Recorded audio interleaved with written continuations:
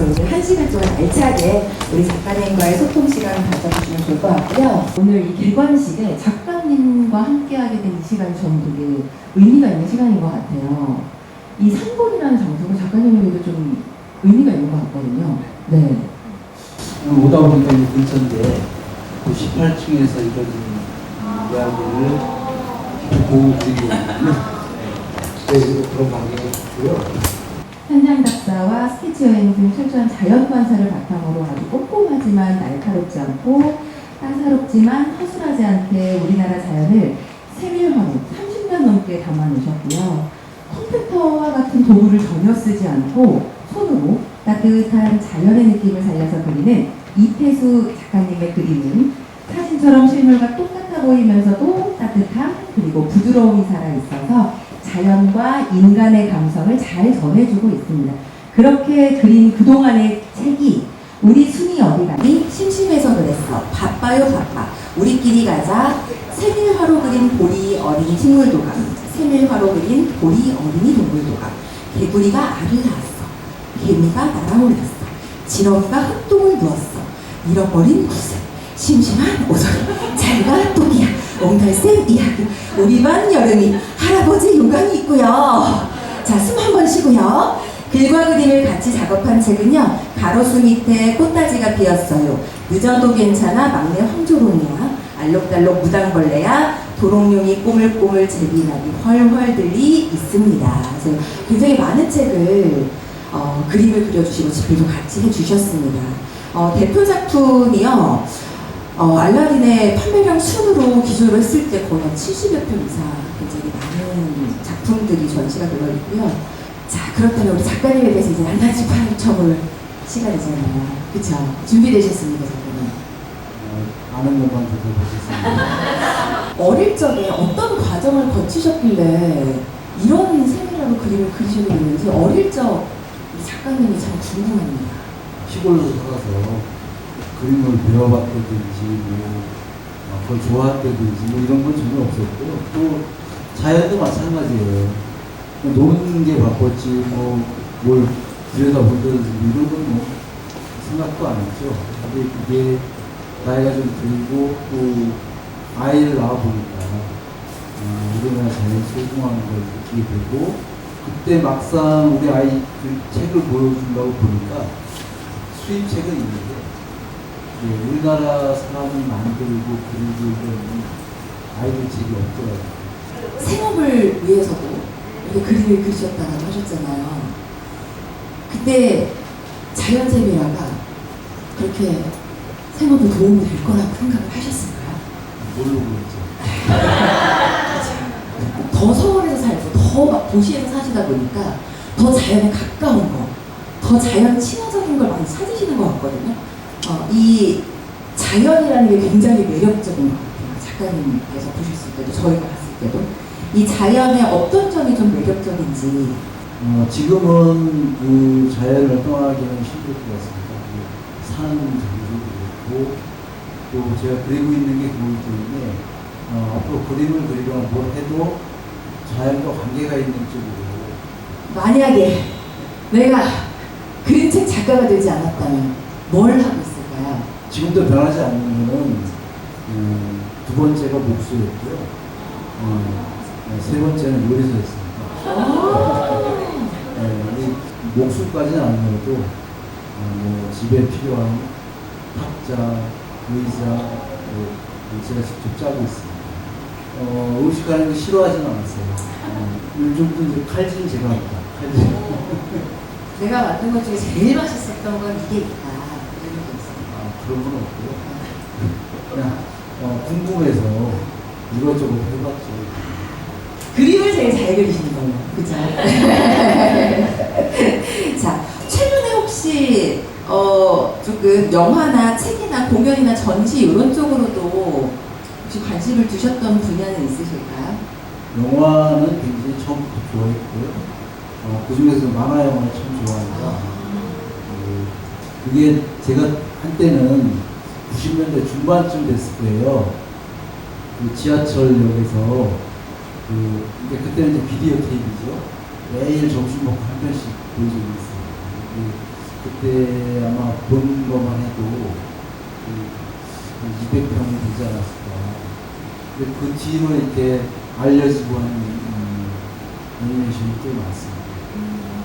여태 이제 30년 넘게 작품 활동해 오시면서 그랬던 작품들 중에 가장 좋아하는 나의 작품, 가장 기억나는 나의 작품 한 개만 꼽으라면 뭐가 있을까요? 저는 그 흑백 그림을 좋아해요. 우리끼리 가자 그 연필로 그리는 거. 저한테는 가장 애정이 있어요. 근데 이제 그거를 처음 냈을 때 어른들은 별로 안 좋아했어요. 재미도 없고 더군다나 이제 칼라보다 제작비가 조금 드는 걸 생각을 했나 봐요. 근데 사실 더 들거든요. 연필색을 내려고 훨씬 더 신경을 써야 되고요.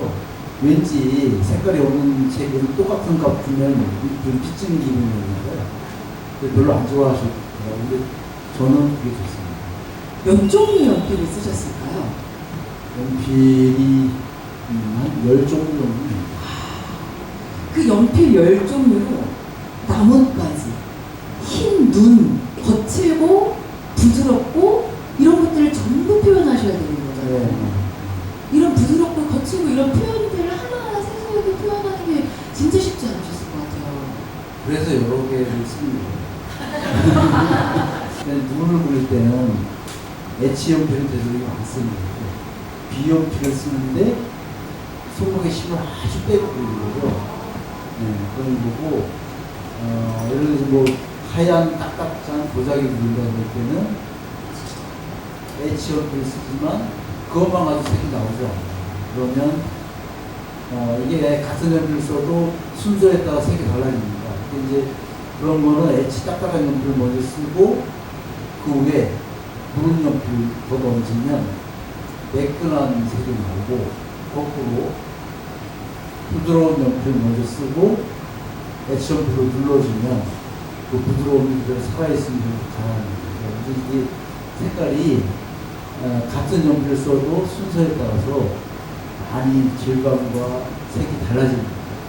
이제 그런 차이를 잘 이용하면서 그리는 거죠. 와, 이게 경우의 수를 엄청 생각하고 이게 진짜 이 수학적인 이것도 가능하더라고요. 일종의 약간이 있습니다. 네, 엄청 연습도 많이 해야 되고 이것저것 테스트도 많이 해봐야 될 것 같고 또 여기에 뭐 H 30%, B 70% 이게 어떻게 가능하지 않습니까? 감각이다. 그렇죠. 이건 나에게 재능이고 감각이다. 아니, 손톱이 재능까지는 아니고 연습을 통한 감각.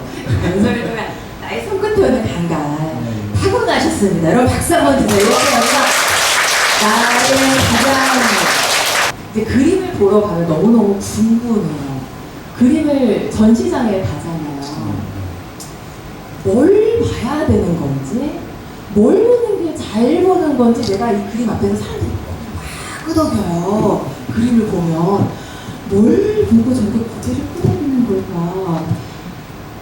어떤 걸 봐야 되는 건가요, 선생님? 안 궁금하세요, 여러분? 참 어려운 질문인데요. 네. 사실 저도 잘 몰라요. 근데 그게 제가 말씀드릴 거예요. 그냥 느낌을 보시면 나아요. 잘 그렸다 못 그렸다가 아니라 내 마음으로 볼 때 좋다 나쁘다고 보셔야지. 우리나라 교육이 그게 문제가 있어요. 학교에서 아이들 그림을 평가할 때 잘 그린 거 못 그린 걸로 평가하거든요. 사실은 그게 아니고 좋은지 나쁜지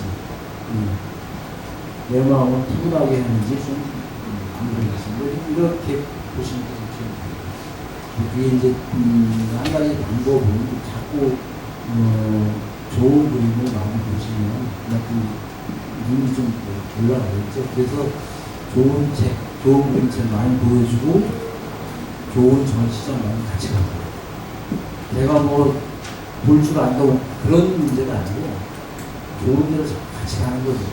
그림으로 담을 때 하나한 화면이 어디서 본 것 같은데 똑같지 않아요. 그러면 그 한 화면에 담을 때 연출은 보통 어떻게 하시는 편이세요?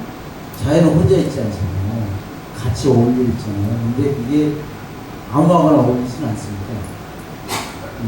뭐가 있으면 꼭 뭐가 있어야 되고 또 사는 자리가 다 달라요. 예를 들어서 모래밭을 내가 그리고 있는데 모래밭에서 살지 못하는 다른 분들을 그릴 수는 없는 거잖아요. 그 주변을 전부 알아보는 거죠.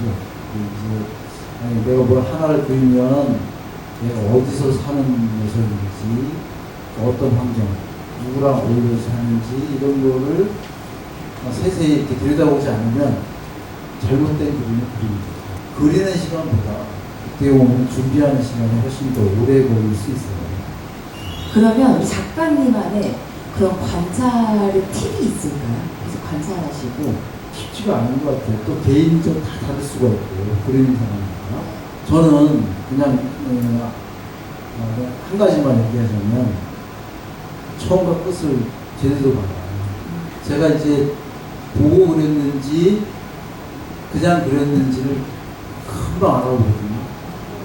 그거는 나뭇잎 하나만 그리면 다 아무거나 단순해서 좋고 나뭇잎 하나 그려보세요. 그려보면 금방 알아요.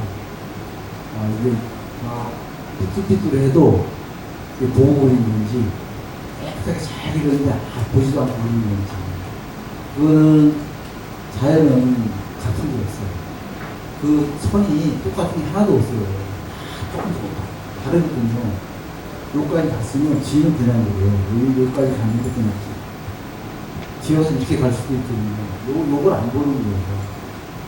근데 그게 내가 처음을 봤으면 끝이 어떻게 끝난지 끝까지 봐야 되는데 중간치보다 그냥 그러면 이제 그게 금방 보이거든요. 그림을 보면 그게 큰 차이라고 생각해요. 이 생태화가 우리 이태수 작가님은 진짜 많은 그림을 그려주셨어요.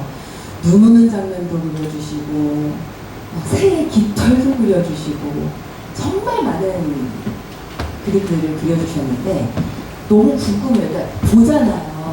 그냥 상상해서 그린 건 아니실 거고 다 보고 그려주셨을 거고 관찰해서 그려주셨을 건데 저게 어느 정도지 이게 가늠이 잘 안 되거든요. 저걸 어느 정도를 가늠하고 그렇게 다 그려주신 거예요? 그러니까 이게 참 얘도 다른가? 그런 이제 느낌이죠. 제가 예전에는 뭐 이렇게 신문이나 이런 거 인터뷰를 가끔 했어요. 근데 그럴 때마다 물어보는 게 그거거든요.